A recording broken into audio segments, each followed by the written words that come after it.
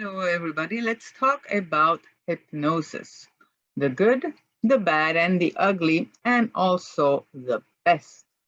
So, what is hypnosis? Actually, when you're in a state of hypnosis, you have a relaxed body and a very focused mind. And when you watch TV or you watch a movie, you are oftentimes in a state of hypnosis. You're captivated by what's on the screen, and you may not even hear if somebody calls you. You're not aware of what's going around you. You are concentrated on the movie or on the TV. Same thing when you drive. Has it ever happened to you that you drive and all of a sudden you are home? You are kind of in a state of hypnosis if you did not concentrate exactly on the road. Your subconscious mind was helping you to drive safely home. We go in and out of hypnosis during our day. You can also be in a state of hypnosis when you contemplate a breathtaking view. It's wonderful. You just lost in the beauty of your surrounding. Or maybe suddenly there is a deer and you get very focused on the deer that's crossing the road, which is something that happened to me when I was traveling to Tennessee. So hypnosis, we go in and out of hypnotic states.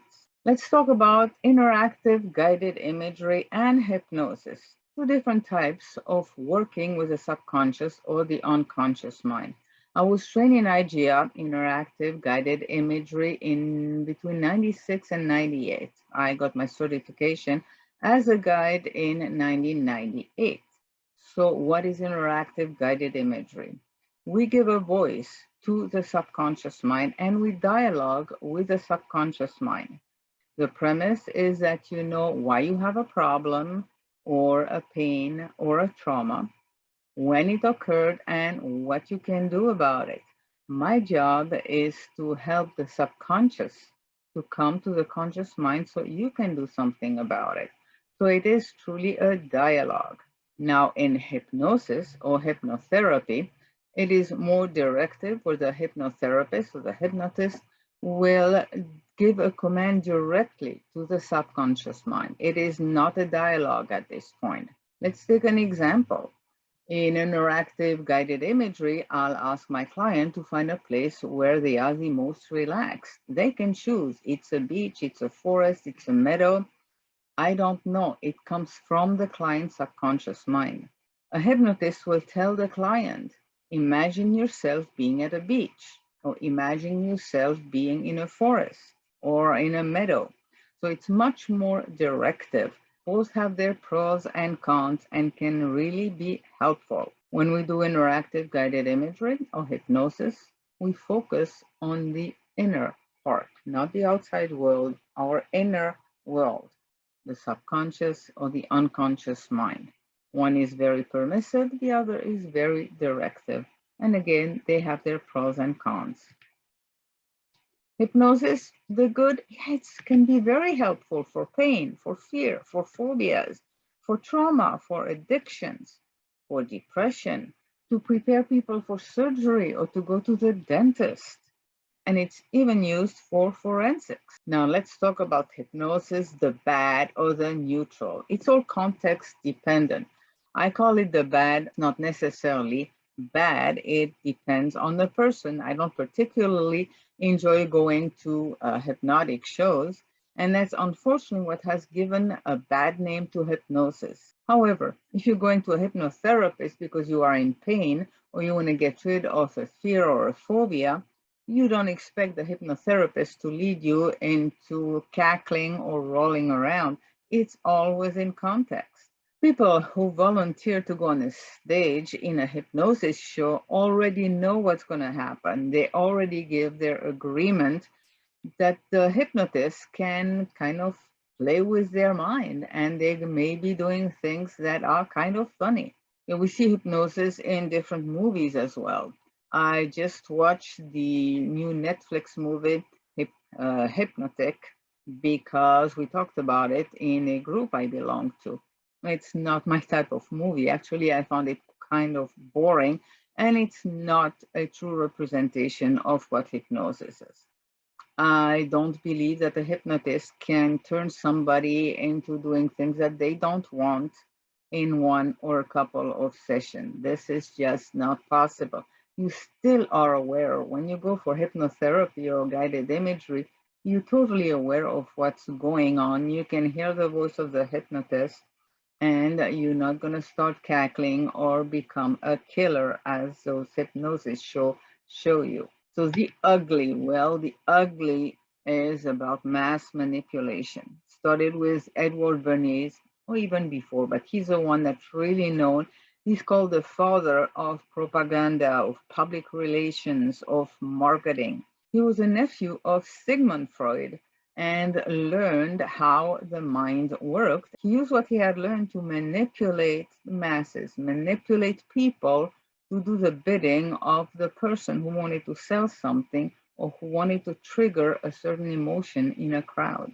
It's also used in MKUltra. Things are coming out nowadays, but it's not about one-time hypnosis show or a one-time going to hypnotherapy that you're going to turn into a criminal. People who were manipulated in MKUltra went through severe sexual abuse, through torture. Also, sounds, harmonics was used to manipulate your mind. It takes a long time to manipulate people to do the kind of things MKUltra victims did. Anyway, that is not the subject of this. These are very particular cases. If you say something one time, you hear something one time, it's not a problem. However, if something is repeated over and over and over, they say even a lie becomes a truth when you hear it over and over and over. People can be manipulated into fear. Fear causes trauma. When you're fearful and traumatized, it's easy to manipulate you. We've seen that in many different false flag operations. I have a friend who teaches about false flag at UNLV in Las Vegas. He talks about the Kennedy assassination. What happens in false flag that immediately we get the reason why something happened, and then people are being manipulated. Fear takes over. Pearl Harbor was the same thing. 9/11 was the same thing. About what is happening today.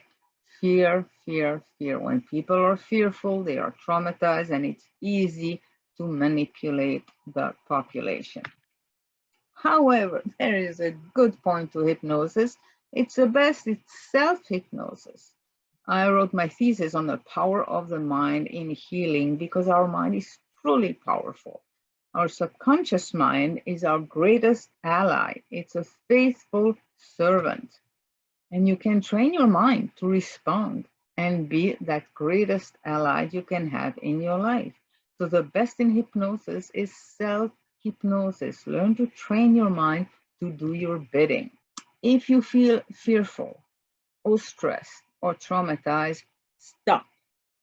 There is one process that's called freeze frame. You just stop what you are doing.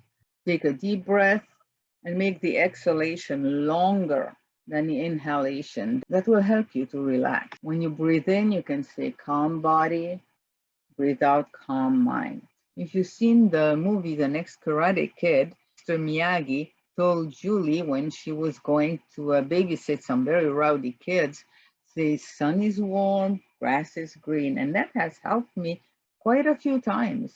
When I get under stress, I stop, freeze frame, take some deep breath, inhale.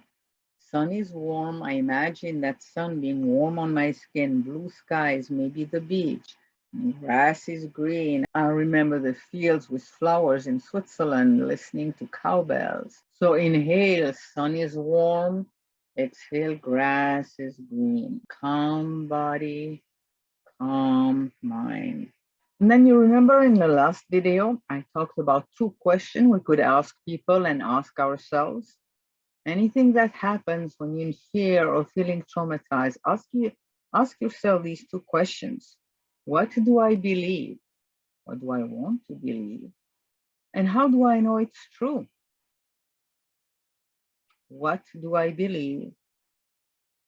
How do I know it's true? You can go do some research. It will also calm your mind as you do some research to really find the truth of what's going on. So Until next time, live with passion, purpose, and delight, and I'll see you soon.